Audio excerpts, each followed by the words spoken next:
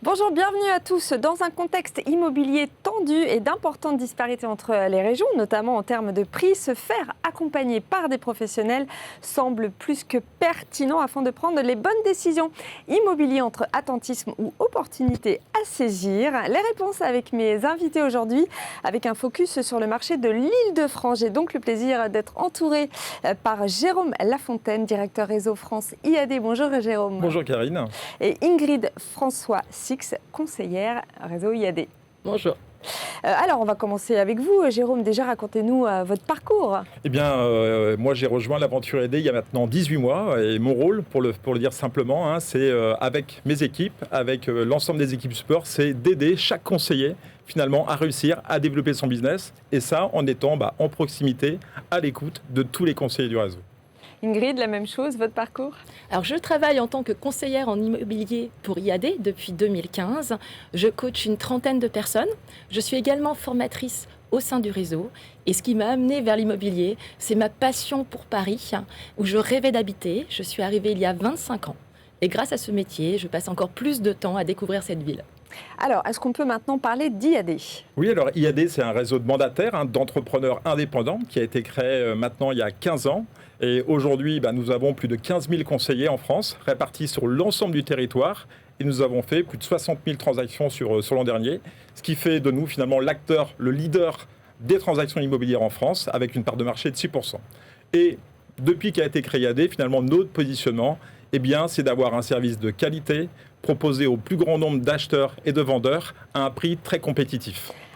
Et c'est pour ça qu'on est très heureux aujourd'hui, très fiers d'avoir une satisfaction client à 98% qui est basée sur plus de 150 000 avis, ce qui est vraiment une très belle performance portée justement par l'ensemble des conseillers sur la France, comme Ingrid. Alors, vous venez de rejoindre un nouveau partenaire, celui du baromètre LPI. Est-ce que vous pouvez nous dire rapidement en quoi ça consiste? Oui, je vais d'abord remercier l'ensemble des partenaires qui construisent, travaillent avec nous sur ce baromètre. Ce baromètre qui est un baromètre basé sur l'association Les Prix de l'Immobilier qui a été créée en 2009 et qui finalement chaque mois donne une information, une visibilité sur les prix du marché de l'immobilier. Est-ce qu'on peut faire un point sur la situation des prix en France? Alors sur un an, les prix sont stables, mais si on regarde sur les 3 derniers mois, les prix ont commencé à baisser, donc avec un recul de 1,6% qui positionne aujourd'hui le prix moyen au mètre carré en France à 3 320 €.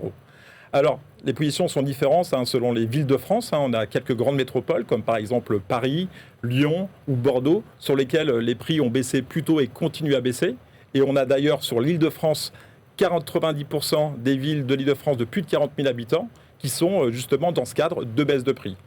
À côté de ça, on a d'autres villes, comme par exemple Brest ou Nice, sur lesquelles les prix continuent à progresser, que ce soit d'ailleurs en centre-ville ou en périphérie. Et on a sur ces villes provinciales 63% des villes sur lesquelles les prix ont continué à progresser. Alors, en termes de positionnement et de volume de transactions, on en est où? Au final, finalement, ce début de repositionnement à la baisse des prix est une opportunité finalement pour booster le volume des transactions qui est aujourd'hui à moins 12% sur le dernier trimestre. Et je dirais qu'on a aussi de notre côté un rôle de facilitateur à jouer pour réguler ce marché en accompagnement de nos clients et notamment, en fait, pour prendre un exemple, sur les derniers mois, chaque mois, c'est plus de 6 000 avenants de baisse de prix qui sont signés chez IAD. Ingrid, vous faites le même constat? Effectivement, on a vu un prix moyen au mois d'août de 11 235 € du mètre carré à Paris, mais on sait que c'est des questions de micro-quartier, une vue et le prix s'emballent, deux prix extrêmement différents au même étage, dans le même immeuble, donc ça ne veut pas forcément dire quelque chose d'une moyenne.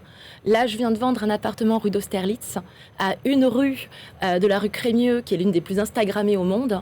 Évidemment qu'il y a une énorme disparité entre toutes les rues du 12e arrondissement, par exemple. Mais Paris baisse.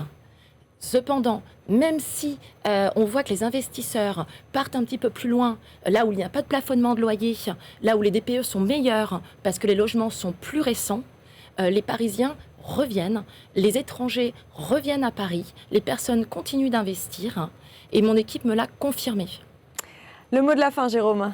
Je dirais que dans ce contexte de marché qui évolue, vous l'avez vu sur les prix, mais on pourrait aussi parler des obligations légales liées à la rénovation énergétique, le rôle du conseiller immobilier est encore plus important.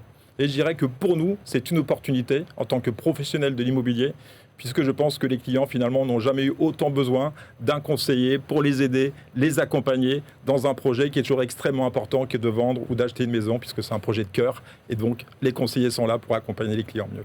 Émotion très importante dans l'immobilier. Ingrid, le mot de la fin, vous aussi? Je suis d'accord avec Jérôme. Effectivement, là, les vendeurs se rendent compte qu'on est vraiment des facilitateurs. Il y a beaucoup moins de ventes qui ne vont pas au bout lorsqu'il y a affaire à des professionnels. J'en ai parlé avec des notaires et ils me l'ont confirmé. C'est cette angoisse-là. Souvent, le financement, il n'est vérifié que sur du déclaratif.